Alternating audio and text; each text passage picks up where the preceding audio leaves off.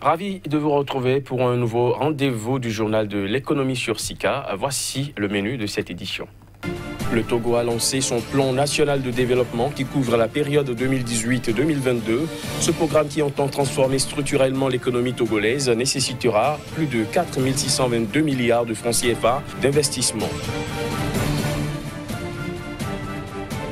Au Kenya, l'inquiétude est vive après la décision de plafonnement du prix du thé décidée par l'Iran. Ce dernier vient en effet d'imposer un prix maximum de $3 pour le kilogramme de thé kényan.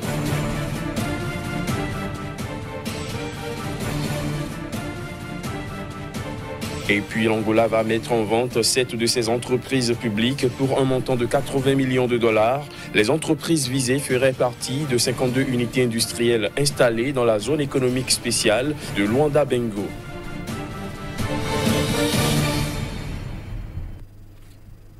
Voilà pour les titres. Bienvenue à tous. Le Togo a officiellement lancé lundi son plan national de développement qui couvre la période 2018-2022. Ce programme d'action qui a pour ambition de transformer structurellement l'économie togolaise nécessitera plus de 4 622 milliards de francs CFA d'investissement, dont environ 3 000 milliards de francs CFA reposent sur le secteur privé.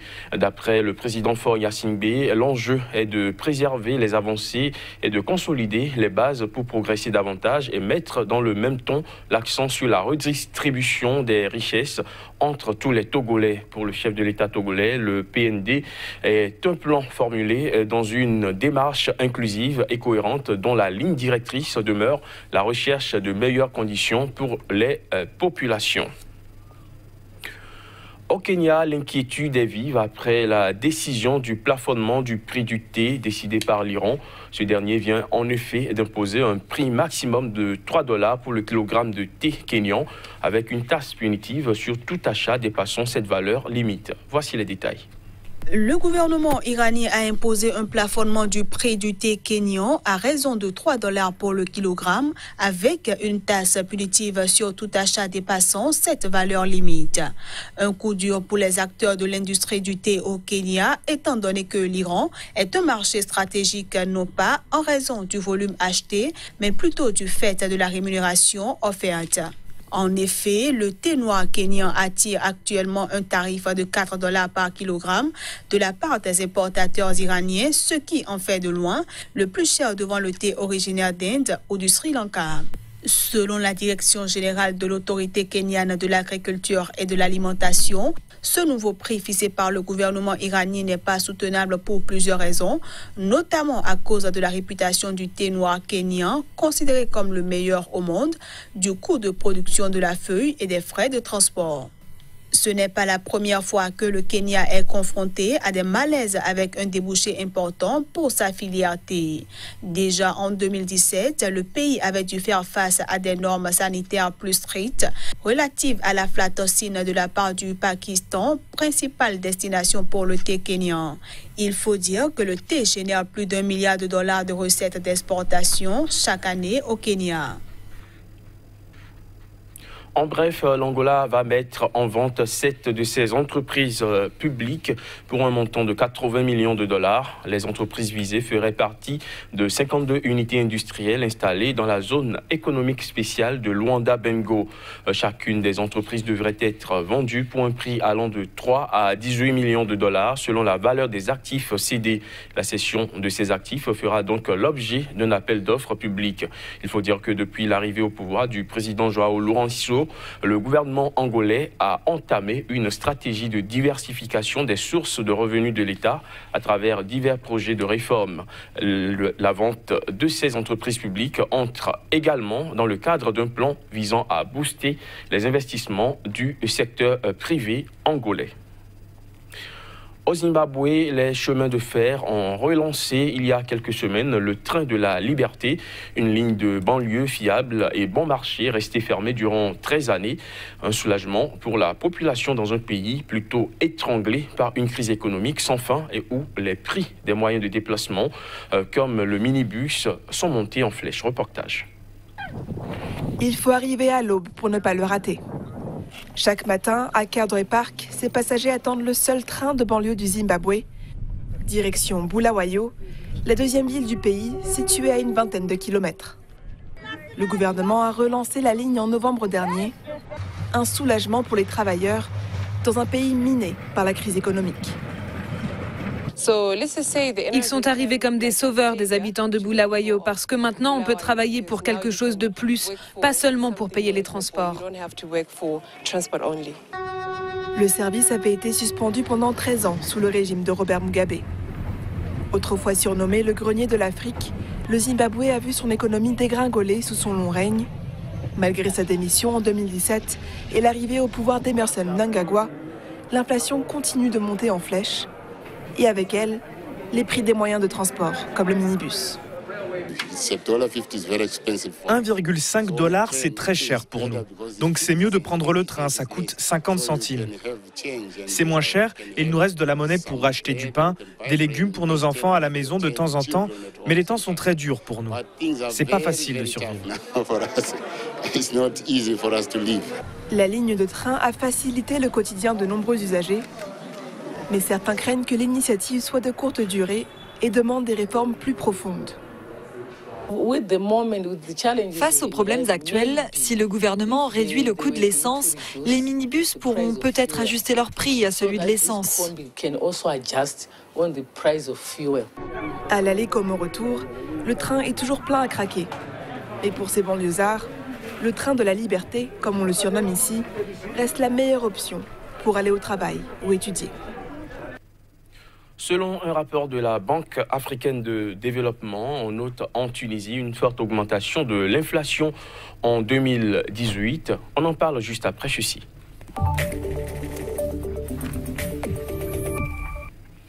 Kazmi Pédior, bonjour. On se retrouve sur ce plateau du Journal de l'économie pour parler cette fois-ci de la Tunisie. Alors, selon la Banque africaine de développement, le pays a connu une forte augmentation de l'inflation en 2018. C'est bien ça, Crépi. Il faut dire que la situation n'a pas été du tout reluisante pour l'État tunisien, encore moins pour les Tunisiens pour le compte de l'année 2018. En effet, comme vous le disiez tantôt, selon la Banque africaine de développement, la Tunisie a connu un taux d'inflation des plus élevés pour le compte de l'année 2018, soit 7,2%. Ceci est dû à trois raisons fondamentales. La première raison est donc l'incident donc du taux de change qui est donc survenu, j'allais dire, au cours donc de l'année 2018. Pour être plus précis, vers la fin donc de l'année budgétaire 2017, la Tunisie a donc connu un incident des moins reluisants donc pour son économie. La deuxième raison est l'augmentation voulue donc dans la loi des finances exercice 2018 par l'État central qui donc a vu donc la cherté des produits de consommation, des produits de grande consommation, mais aussi des produits donc locaux en ce qui concerne donc l'agriculture. À ceci vient s'ajouter donc l'inflation des produits importés. Tout ceci, les trois raisons donc ont fait flamber, comme je le disais tantôt, l'inflation jusqu'à la lisière donc de 7,2 voire 7,4% pour le compte donc de l'année 2018. Néanmoins, malgré tous ces points que vous venez de souligner, selon toujours la Banque africaine de développement, la Tunisie se portera mieux au cours de la période 2019-2020. Qu'est-ce qui pourrait justifier cette bonne performance ? C'est exact, Crépi, il faut le dire. La Banque africaine de développement a relevé donc, que la situation n'a pas trop duré au niveau du pays. En effet, déjà au second trimestre de l'année 2018, c'est-à-dire vers la fin donc, du mois de juin 2018, la Banque centrale donc tunisienne a repris donc le contrôle à travers donc le resserrement de la politique monétaire au niveau donc du pays. Il faut déjà dire que le dinar, donc entre autres politiques, le dinar qui est la monnaie donc la devise locale au niveau du pays, s'est donc déprécié à hauteur de 19%. Donc, la première raison, donc, c'est donc cette dépréciation de la monnaie locale à hauteur de 19% qui a donc fait baisser. Au-delà de ça, il faut déjà dire que selon donc la Banque africaine de développement, le pays donc a connu une croissance de son produit intérieur brut au cours donc déjà de l'année 2017, 1,19% s'affichait donc au compteur. Pour le compte de l'année 2018, la Tunisie a affiché un produit intérieur brut de l'ordre de 2,6% et ceci grâce aux efforts des agriculteurs, donc du sous-secteur agriculture, qui a donc donné à hauteur de plus 8,7% donc de sa performance au produit intérieur brut. À ceci s'ajoute donc les services marchands, j'allais dire, qui ont également apporté à hauteur de 3,2% au produit intérieur brut. Et donc voilà un peu ce qu'on peut noter en termes donc de performance, qui donc a permis à l'économie tunisienne de ne donc pas subir les contre-coups donc de ces trois situations que nous avons décrites tantôt, à savoir l'incident donc du taux de change, l'augmentation, donc la flambée donc de la taxe sur la valeur ajoutée, et aussi donc l'inflation qui est venue directement de l'extérieur. Donc voilà un peu comment la Tunisie s'est comportée pour le compte de l'année 2018. Et déjà pour 2019, on annonce des perspectives heureuses. En tout cas,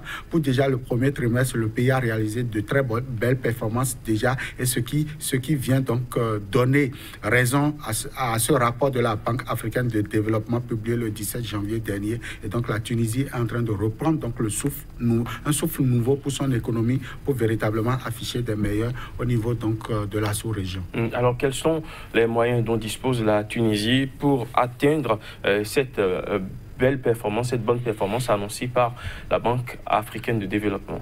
Alors déjà, il faut déjà dire que la Tunisie, c'est déjà un pays touristique. Ça, tout le monde le sait. Aujourd'hui, le tourisme, même s'il y a des difficultés liées à la sécurité que le pays a déjà conjurées au passé, il faut déjà dire qu'en plus de ce secteur-là, je veux parler donc du tourisme, la Tunisie a développé son agriculture, a mécanisé son agriculture, l'a développé, lui a ajouté de la plus-value. Donc, le secteur secondaire également est en nette propension au niveau de ce pays-là. À tout ceci vient s'ajouter donc l'effort du gouvernement à faire venir sur son sol les investisseurs. Il faut déjà dire que la Tunisie bénéficie quand même d'atouts naturels tels que sa proximité avec le vieux continent. Je veux parler donc de l'Europe. Donc, ce qui permet d'avoir donc un certain nombre de transferts de compétences de l'autre côté.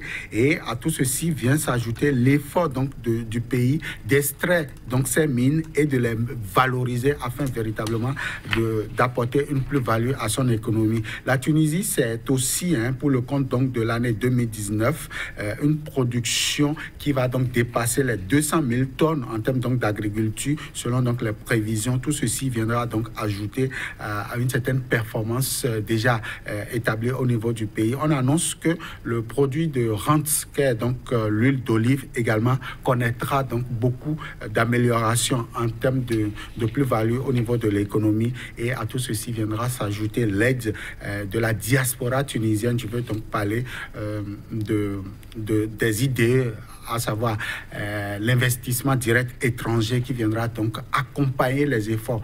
Mais à ceci, les observations donc de la Banque africaine de développement en ce qui concerne donc la répartition donc de ces différents financements ne sera pas perceptible au niveau donc du nord du pays. Donc c'est seulement la zone côtière qui pourra donc bénéficier de ces atouts-là, ce qui ne laissera pas forcément une économie inclusive pour le compte donc de l'année 2019-2020. En tout cas, la Tunisie, ce n'est pas un pays comme le Bénin, comme le Togo. Certainement que les gouvernants sauront comment pallier dans tout ceci. Merci Kazmi Pedjo d'être passé avec toutes ces explications. Je rappelle que vous êtes le directeur de publication du quotidien d'information économique, Nouvelle Économie, qui paraît à Cotonou au Bénin. On se retrouve très bientôt pour d'autres informations.